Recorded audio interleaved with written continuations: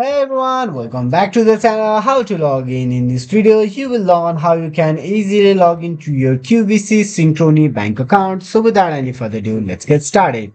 Dive into your default web browser and in the above search bar, you can simply type in QVC Synchrony Bank Login. Hitting the enter will lead you to the search results. In the search results, you simply have to click on the first link that will lead you to the web page to log in QVC Synchrony Bank account. This may take few minutes to get loaded.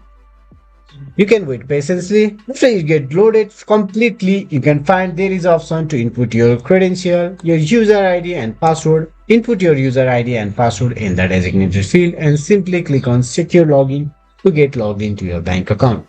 If you ever forgot your user ID or password, simply click on the user ID or password option to reset your user ID or password.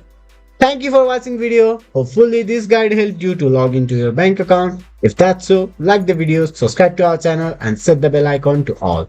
Any of the queries can be dropped in the comment section. See you again in another video. Till then, have a great time.